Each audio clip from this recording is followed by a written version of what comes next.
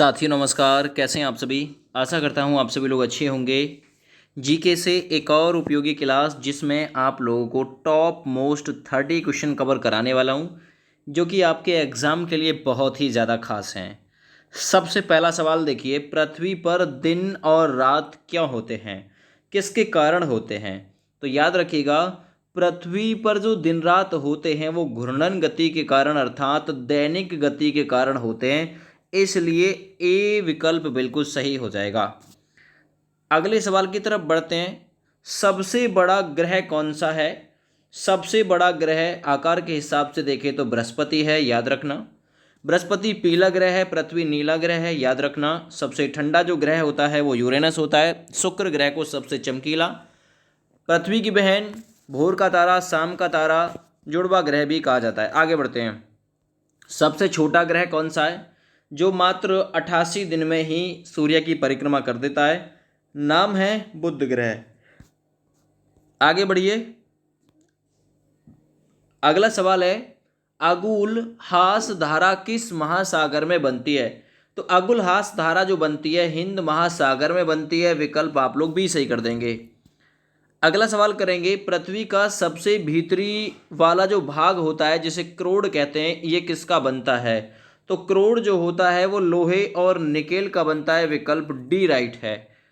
सवाल नंबर 6 की तरफ चलते हैं। मैग्नीज के उत्पादन में भारत का दूसरा स्थान, तो प्रथम देश कौन सा है। याद रखना, प्रथम देश रूसी संघ हो जाएगा, रूस हो जाएगा। विकल्प भी राइट हो जाएगा। आगे बढ़ते हैं। निम्नलिखित में से कौन देश कोयले का सबसे बड़ा उत्पादक देश है। तो कोयले का सबसे बड़ा उत्पादक देश है दोस्त अमेरिका। आगे बात करते हैं सवाल नंबर 8 की। इनमें से किसको जापान का मैनचेस्टर कहा जाता है। देखिए, जापान की राजधानी टोक्यो, मुद्रा येन है, और जापान का मैनचेस्टर ओसाका है, जापान का शहर, उससे कहा जाता है। सवाल नंबर 9 को देखिए। भारत के स्वतंत्रता संघर्ष के दौरान डेक्कन एजुकेशनल सोसाइटी नामक संस्था की स्थापना किसने की थी। तो याद रखिएगा, वो की थी बाल गंगाधर तिलक ने। विकल्प यहाँ आपका सी राइट हो जाएगा। सवाल नंबर 10 की तरफ आइए। 1857, जो कि 10 मई 1857 को क्रांति शुरू हुई थी मेरठ से। तो ये जो 1857 का गदर था, इसके समय भारत का गवर्नर जनरल कौन था, पूछ सकता है। उस समय गवर्नर जनरल थे भारत के लॉर्ड कैनिन। ए विकल्प ठीक है। आगे बढ़िए अगले सवाल की तरफ। भारत भारतीयों के लिए है, ये नारा किस संस्था ने दिया था। तो भारत भारतीयों के लिए है, देखिए 1875 में एक संस्था का गठन हुआ था, नाम था आर्य समाज, दयानंद सरस्वती के द्वारा गठित थी। भारत भारतीयों के लिए है, ये नारा इसी संस्था ने दिया था। आगे बात करते हैं अगले सवाल की। विंध्याचल और सतपुड़ा पहाड़ियों के बीच से होकर बहने वाली नदी कौन सी है। तो विंध्याचल और सतपुड़ा पहाड़ियों के बीच से होकर बहने वाली जो नदी है उसका नाम है नर्मदा। एमपी मध्य प्रदेश से बहती है, अमरकंटक की पहाड़ी से इसका उद्भव है। सवाल नंबर 13 पर आ जाइए। इन्वेस्टर प्रोटेक्शन फंड किस संस्था ने स्थापित किया था। तो इन्वेस्टर प्रोटेक्शन जो फंड था वो सेबी ने स्टार्ट किया था, सेबी संस्था ने स्थापित किया था। तो यहाँ पे आपका सी विकल्प राइट हो जाएगा। सवाल नंबर 14 देखिए। कुंडारपुर एवं करवार कक्ष वनस्पति संस्थान कहाँ पे है। तो कुंडापुर एवं करवार कक्ष वनस्पति जो संस्थान है ये कर्नाटक राज्य में है, जिसकी राजधानी बेंगलुरु है। सवाल नंबर 15 पे आ जाइए। भारत की प्रथम बहुउद्देशीय परियोजना किस नदी पर बनाई गई थी। इंपॉर्टेंट क्वेश्चन है। तो भारत की प्रथम बहुउद्देशीय जो परियोजना बनाई गई थी ये दामोदर नदी पर बनाई गई थी। विकल्प यहाँ आपका सी राइट हो जाएगा। सवाल नंबर 16 को देखिए। भारत में प्रथम स्थापित परमाणु संयंत्र कौन सा है। सबसे पहला परमाणु संयंत्र जो स्थापित किया गया था तारापुर परमाणु संयंत्र था, ये स्थापित किया गया था। आगे बढ़ते। यूनाइटेड किंगडम यूके में शामिल है। तो इनमें से कौन है जो यूनाइटेड किंगडम यानी कि यूके में शामिल है। तो सही आंसर हो जाएगा इंग्लैंड तथा उत्तरी आयरलैंड भी, उत्तरी आयरलैंड तथा वेल्स भी, है ना। बात करते हैं स्कॉटलैंड तथा वेल्स, तो यहाँ आपका जो सही आंसर हो जाएगा, एक तो हो जाएगा इंग्लैंड तथा उत्तरी आयरलैंड और स्कॉटलैंड तथा वेल्स, यानी बी वाला नहीं है, ए व सी दोनों हो जाएंगे इसके राइट आंसर।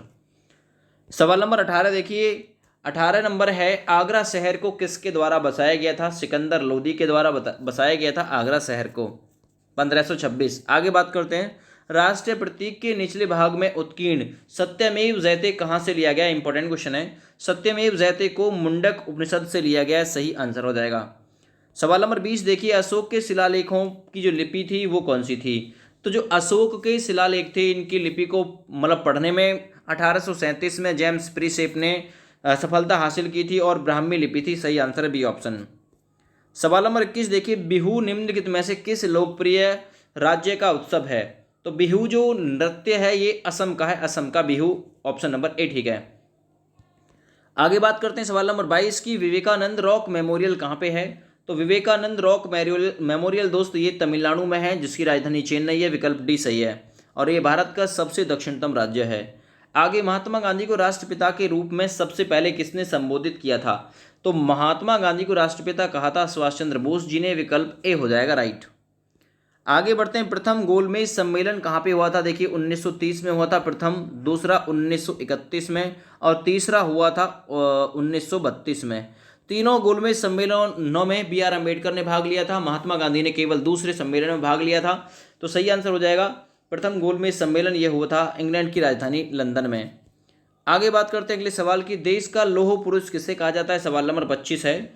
सरदार पटेल जी को भारत का या देश का लौह पुरुष कहा जाता है, विकल्प ए सही है।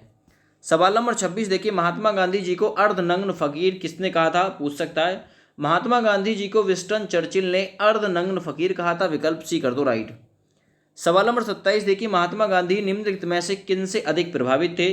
तो सबसे ज्यादा लियो टॉल्स्टॉय से प्रभावित थे, विकल्प यहाँ भी सही हो जाएगा। अगला सवाल करेंगे सवाल नंबर 28, महात्मा गांधी का जन्म कहाँ पे हुआ था? देखिए 2 अक्टूबर 1869 को पोरबंदर गुजरात में हुआ था। महात्मा गांधी जी के पिता का नाम मोहनदास करमचंद गांधी था, इनकी माता का नाम कस्तूरबा गांधी था, याद रखना, ये भी पूछ सकता है। आगे बात करते हैं, पंजाब केसरी के नाम से कौन जाना जाता है? पंजाब केसरी लाला लाजपत राय को कहा जाता है, विकल्प डी सही है। आगे बात करते हैं, निम्नांकित में से कौन सी गंगा की सहायक नदी नहीं है? तो गंगा की सहायक नदी सोन भी है, गंडक भी है, कोसी भी है, स्वर्ण रेखा नदी नहीं है, ऑप्शन नंबर ए बिल्कुल राइट हो जाएगा। तो आज के टॉप क्वेश्चन थे, बहुत ही जल्दी कवर करा दिए। इसी प्रकार से आगे भी मैं आप लोगों को क्वेश्चन कवर कराता रहूँगा। फिलहाल जय हिंद, वंदे मातरम।